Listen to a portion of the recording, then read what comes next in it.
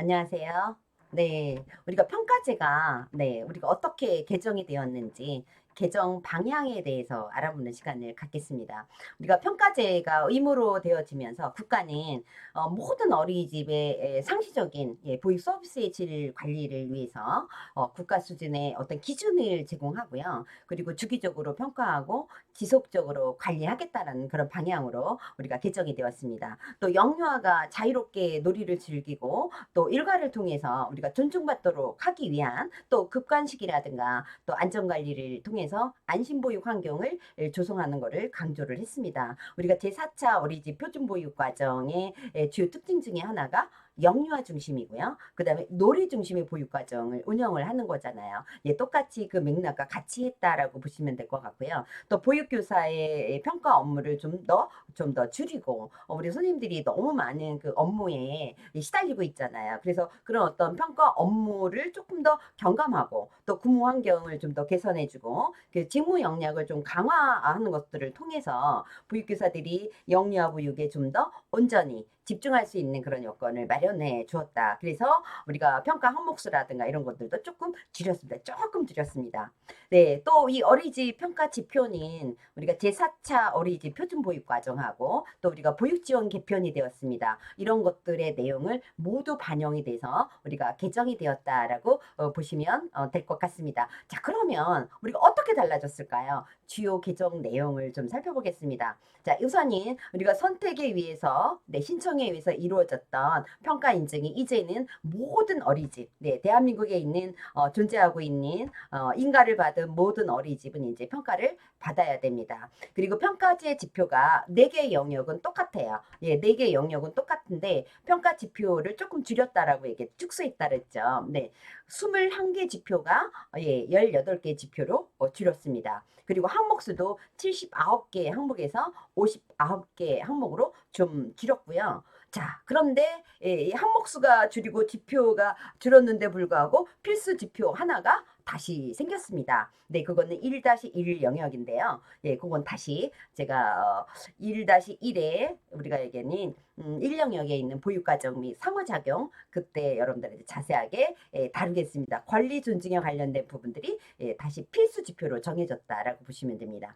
필수 요소가 8개가 정해졌습니다. 이런 부분들이. 자, 평가 절차는 어떨까요? 네, 우리가 평가 인증 제도는 어린이집에서 신청을 하고 그리고 어린이집에서 기본 사항을 확인하고 그리고 자체 점검을 하고 그리고 나서 현장 평가를 받고 종합 평가를 받게 되는 그런 어떤 절차가 있었습니다. 평가제에서는 신청이 아니라 의무이기 때문에 한국보육진흥원에서 통보를 받습니다. 네, 평가 대상입니다라고 통보를 받게 됩니다. 그렇게 되면 우리가 지자체 육아종합지원센터 또 어린이집을 통해서 기본 사항을 확인해야 되고요. 그 다음에 자체 점검 보고서를 제출을 해야 됩니다. 그렇게 우리가 기본 사항 확인하고 또 자체 점검 보고서를 우리가 통합점검 시스템으로 다 올리게 되거든요. 네, 이렇게 체크리스트로 하게 됩니다. 그렇게 되면 현장 평가자가 어린이집으로 파견이 돼서 현장 평가가 이루어집니다. 하루 종일 이루어지죠. 그렇게 돼서 우리가 평가가 이루어지고 나면 그 다음에는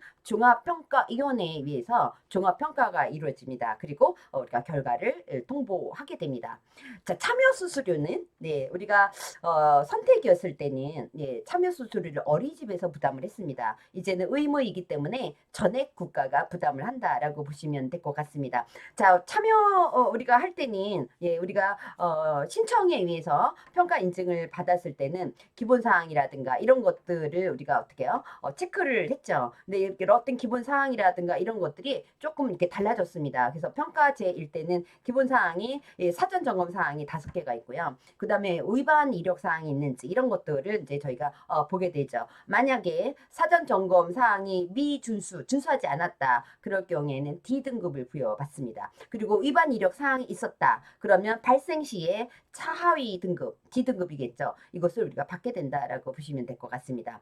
또 우리가 소위원이라든가 또 종합평가위원회에서 심의를 하고 그 다음에 등급 결정을 하게 됩니다. 그리고 필수 지표라든가 요소 이런 것들이 미충족이 될 경우에는 A등급을 받을 수가 없습니다. 또 재참여라든가 재평가 과정 이런 것들이 폐지가 되었다라고 보시면 될 것 같고요. 또 우리가 평가 결과는 같아요. A, B, C, D 이렇게 해서 우리가 네 등급으로 이렇게 평가를 받게 되고요.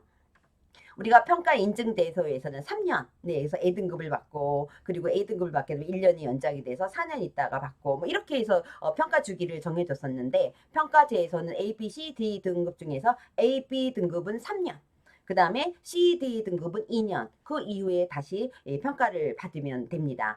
네, 평가 결과는 어떻게 공포가 되느냐 하면 전체 어린이집의 결과를 우리가 공시를 하게 되고요. 그래서 평가 결과라든가 평가 이력 이런 것들을 공개를 하게 되어 있습니다. 우리가 어린이집에 정보 공시 있죠. 그래서 다 거기에 우리가 공개를 하게 되어 있고요. 또 사후 관리는 어떻게 이루어질까요? 예, 평가 등급에 따라서 사후 관리가 조금 다릅니다. 그래서 연차별로 자체 점검 보고서를 A, B 등급을 받은 원은 제출을 해야 되고요. C나 D를 맞은 그 어린이집은 사후 방문 지원을 받습니다. 그래서 과거에는 그렇게 사후 방문 지원이라든가 컨설팅이라든가 이런 것들을 받지 않았죠. 근데 우리가 평가제에서는 사후 방문 지원을 받습니다. 그래서 평가가 목적이 아니라고 얘기했죠. 바로 그 내용을 여기서 반영이 되었다라고 보시면 될 것 같아요. 상시적으로 보육의 질 관리를 하겠다라는 그런 차원이겠죠. 네, 그래서 사후 방문 지원을 받게 된다라고 보시면 됩니다. 확인 점검을 통해서 우리가 평가 관련이 예를 들면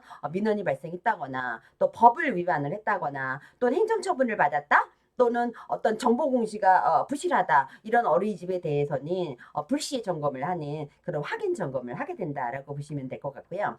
평가 등급이라든가 이런 것들이 또 조정이 되기도 합니다. 그 이유는 만약 법을 위반을 했다거나 또는 행정처분을 받았다라고 할 경우에는 예, 등급이 최하위 등급인 D 등급으로 조정이 된다라고 보시면 됩니다. 평가 등급별로 행정적으로 재정적으로 지원을 받게 됩니다. 우리가 연속 D등급을 2회에 받게 되면 지도점검의 우선으로 지도점검을 받아야 된다라고 보시면 됩니다. 이렇게 우리가 평가제가 이렇게 달라졌습니다. 주요 개정 내용을 우리 선생님들이 좀 살펴봤고요.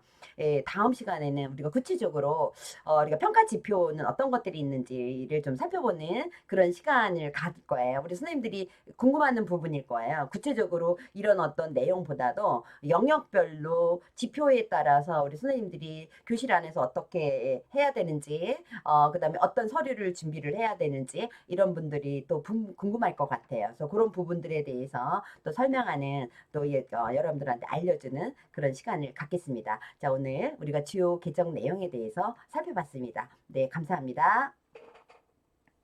네, 다음 시간에 만나요.